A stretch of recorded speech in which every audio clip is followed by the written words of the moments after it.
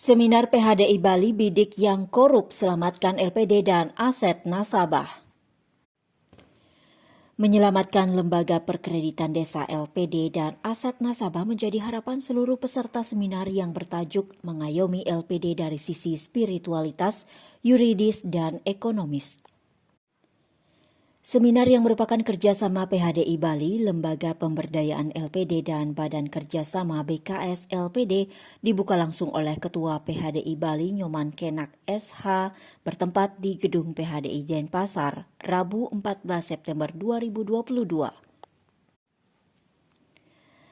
Selain mengharapkan penyelamatan LPD, siapapun yang menyalahgunakan jabatan dan wewenang sebagai pengurus LPD dengan menggelapkan uang milik nasabah untuk kepentingan pribadi ataupun orang lain juga patut dijatuhi sanksi hukum yang berat, baik dengan pendekatan undang-undang tindak pidana korupsi ataupun dugaan tindak pidana penggelapan dalam KUHP.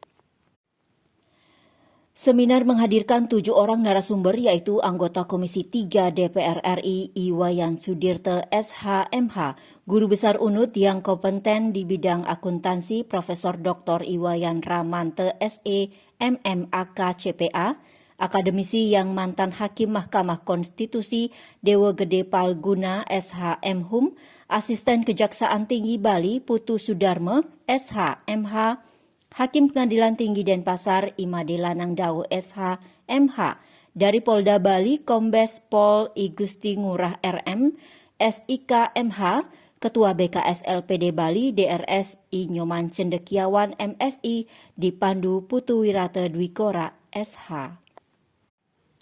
Ketua PHDI Bali Nyoman Kenak memaparkan bahwa gagasan penyelenggaraan seminar tercetus dari adanya belasan LPD yang pengurusnya diproses hukum dengan dugaan melakukan tindak pidana korupsi, baik yang sudah diputus bersalah, sedang dalam proses penyidikan maupun penyelidikan.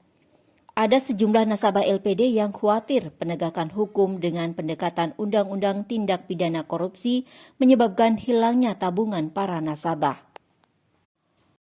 Penguatan lembaga itu kan dari segi spiritual harus ada, itu dari segi kebenaran. Makanya kita menghimbau kepada pengurus itu segala sesuatu yang kita laksanakan harus sesuai dengan kebenaran, jangan sampai melakukan tindakan yang di luar aturan yang ada. Seperti pepatah yang saya sebutkan tadi, Satya Bradatem Ugrem Diksetapo Brahmoyadnya Pratiwi Daryanti, itu semua diatur dalam sastra, menawar dharma sastra, Atharva Weda, gak boleh melanggar dari aturan yang ada. Kalau memang itu diwajibkan untuk membuat suatu action plan yang mensejahterakan mereka, ya dalam agar mereka semua mengetahui, paham aturan-aturan hukum, bagaimana penegakan hukum, sehingga mereka berdaya dengan baik, sehingga mereka memiliki profesionalisme di dalam menghadapi kasus-kasus hukum juga, dan sehingga mendapat kepercayaan kembali dari masyarakat, sehingga nanti ke depan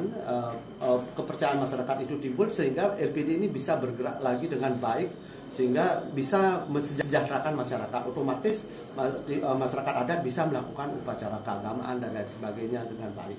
Sementara akademisi Profesor Wayan Ramante dan Dr. Dewa Gede Palguna berpendapat berdasarkan analisis tentang unsur-unsur pasal dalam perundangan yang terkait definisi keuangan negara, dana yang tersimpan di LPD tidak masuk keuangan negara. Di antara alasan lainnya, uang negara yang diterima sebagai donasi hadiah dengan jumlah 5 juta rupiah sampai 10 juta rupiah tidaklah benar merupakan penyertaan modal pemerintah atau negara di LPD. Sebab menjadi tanda tanya besar, apakah ada catatan di pemerintah tentang penyertaan dana di LPD? Adakah LPD membuat laporan juga ke pemerintah sebagai pemilik modal? Adakah dividen yang diterima pemerintah dari keuntungan LPD?